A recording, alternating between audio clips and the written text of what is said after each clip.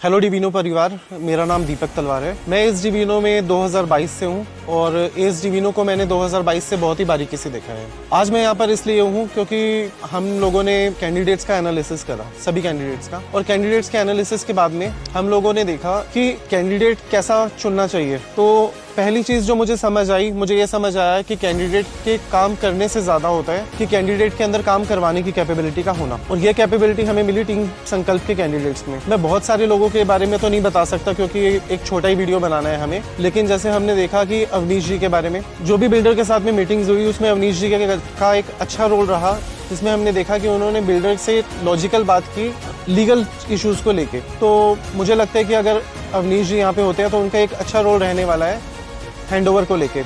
उसके बाद में अगर हम बात करेंगे गौर साहब की, तो गौर साहब भी सोसाइटी में स्टार्टिंग से ही हैं और उनका रोल रहा है हमेशा ही लोगों को साथ लेके चलने में। मतलब मुझे लगता है गौर साहब भी एक ऐसे व्यक्ति हैं दोनों टीम्स में जिनके लिए किसी ने कभी भी कोई भी नेगेटिव बात नहीं करी। बात करें हम अगर अतुल जी की, तो अतुल जी का जो मैनेजरियल एक्सपीरियंस है एक्सिस बैंक में और जो टीम हैंडलिंग का एक्सपीरियंस है, वो एक्सपीरियंस हमें काम आएगा यहाँ पे एओए में जो भी मेंटेनेंस एजेंसी आएगी उससे काम करवाने के लिए।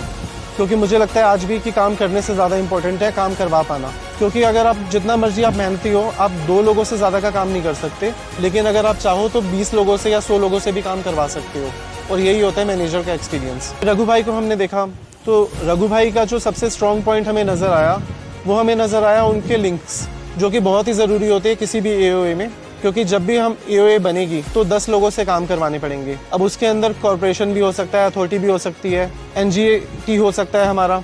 तो हमने ये देखा कि वो जो उनकी जान पहचान है और जो उनके काम करवाने के तरीके हैं वो हमें बहुत ही काम आएंगे कल को एओए बनने के बाद में। मेरा सबसे भी यही निवेदन है कि जब भी आप वोट डालें तो आप ओवरऑल चीज़ों को देखकर वोट डालें, ना कि सिर्फ एक कैंडिडेट का नाम देखकर या फिर उसकी बातें सुन के। क्योंकि अल्टीमेटली अगले 1 साल तक इन्हीं लोगों ने काम करना है, और ये काम तभी करवा पाएंगे जब इन्हें काम करवाना आता होगा।